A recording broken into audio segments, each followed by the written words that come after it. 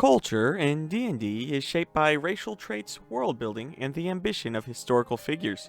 When enough people adopt practices separate from the core culture of a given group, a new culture is formed, sometimes in conflict with the former one. Halflings are presented as a group that loves contentment and do very little in the world.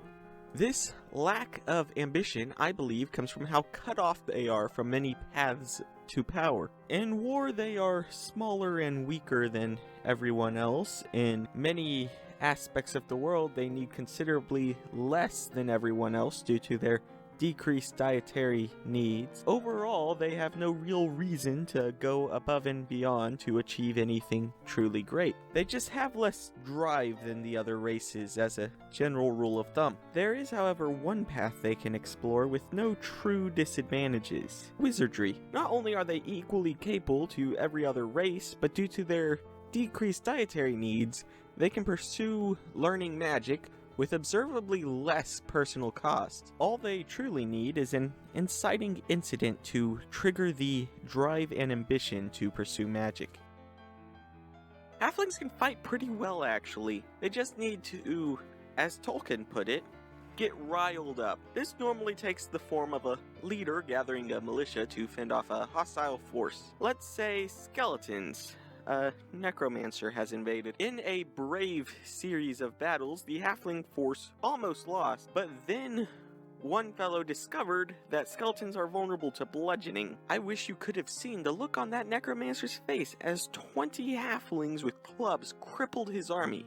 And I do mean crippled. One blow to the lower leg, and suddenly that particular skeleton was eating dirt. Soon they saw justice given to the foolish wizard who tried to invade their land. Unfortunately, many wizards still have tricks even when captured, so execution is the only way to ensure his inability to bother the town. The leader finds among the wizard's belongings a spellbook. Learning spells is time-consuming, but he was up to the challenge. During this time, he became their elected leader, applying taxes, and a decade later, a private school of sorts was built. Any halfling in the community who could gather the funds for their food could be given a 2-week crash course and leave knowing how to cast a cantrip. Those who can afford to take more time are capable of learning up to 3rd level spells. The leader ran a census after 5 years of the program and found that roughly half the population could cast cantrips and roughly 1/10 of the population could cast leveled spells, with a very small percentage of those casting 3rd level spells. But these were simple spells, mostly for defensive use should another hostile force come. The leader had a lot of power and wished to expand his influence so that their people could be stronger. So he announced one day that he discovered a way that the necromancer from before could have cheated death, and built a level of paranoia within the town. This allowed him to begin gathering a more formal army among the people, as they believed he might soon come for his revenge. While his army was built, in secret he began practicing rituals, becoming more powerful than the vast majority of his students. His ambition began to drive him. He made a breed between mastiffs and scaled reptiles and arranged the production of a cavalry for the defense of the town. He made a secret undead army should he ever need to call upon it. He then made attendance to his school mandatory under the direction of his army and the general admiration of the people, and started to teach ideals of loyalty in warfare.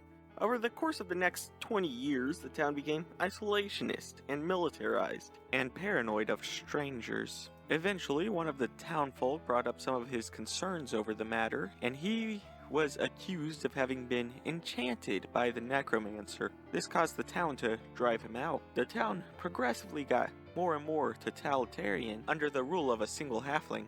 Alright, this was originally written as a kind of separate culture, but I ended up turning it into that weird story thing that I went down on how a totalitarian necromancer took over a halfling tribe.